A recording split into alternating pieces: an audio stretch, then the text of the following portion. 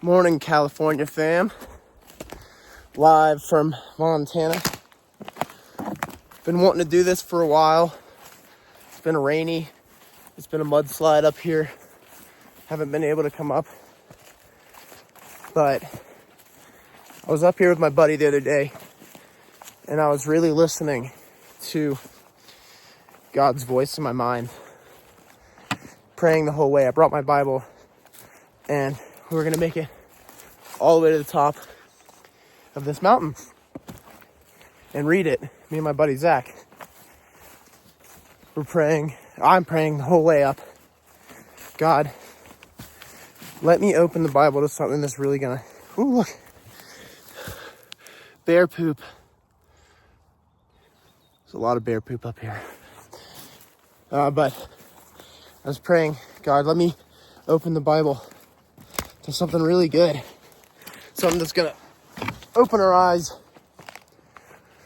And we're almost up. And then all of a sudden, I think about this Bible verse that I heard a long time ago about hearing God's voice in the wilderness. And I told Zach about it. I was like, there's this one cool verse about hearing the voice in the wilderness. And I just thought it was such a cool verse. And, you know, I didn't know what verse it was. Long story short, we get to this nice clearing, this open area. Haven't opened my Bible in probably 3 years, maybe 4. And there's a string in it, marking a spot. I open it up, and it's marked chapter 1. And that verse is highlighted about the wilderness. And I wrote in there that the world is the wilderness, and when God calls, you follow.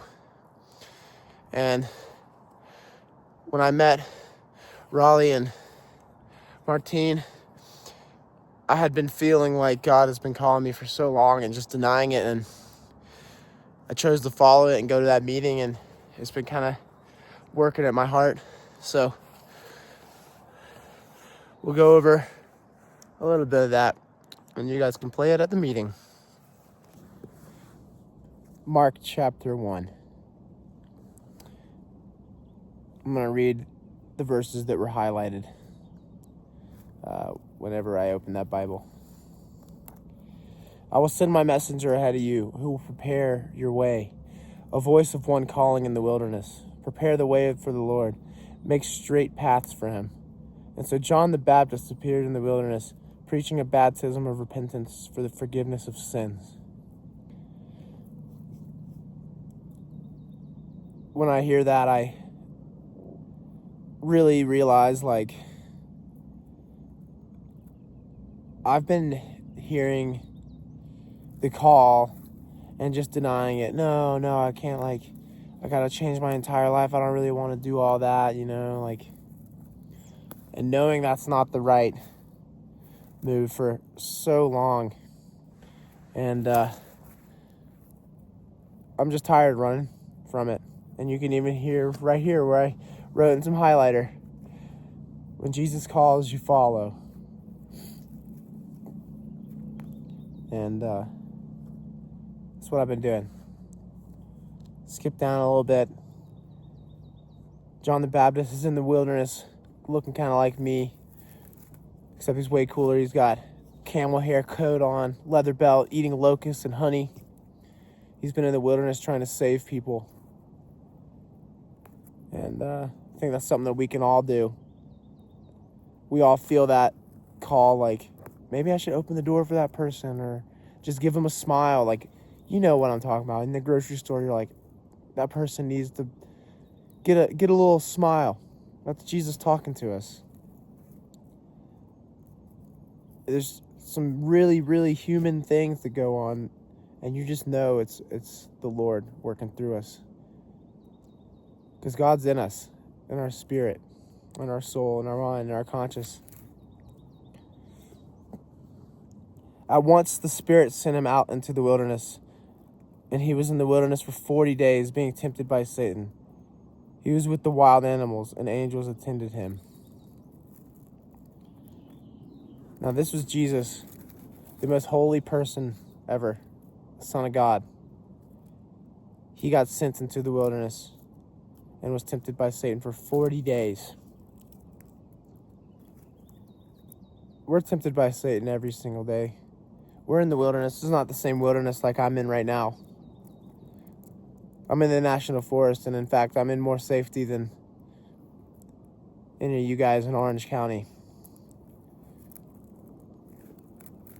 And we all have opportunities to go into the wilderness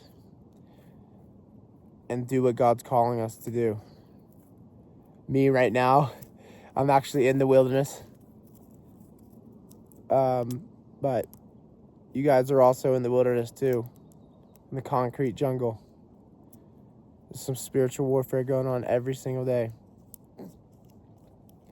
And I just urge you guys to be aware and make more followers of Christ. Like this, when Jesus called his first disciples. Jesus walked beside the Sea of Galilee. He saw Simon and his brother Andrew casting a net into the lake, for they were fishermen. "Come follow me," Jesus said, "and I will send you out to fish for people." At once they left their nets and followed him. We should never second guess that call. You know it's true when you feel it deep inside, and there's been so many times I've felt it deep inside and I just kind of ignore it. And then I wish I hadn't. If you just dive in, the only thing that's going to happen is you're going to deepen your understanding of the world through Christ. You don't really have much to lose.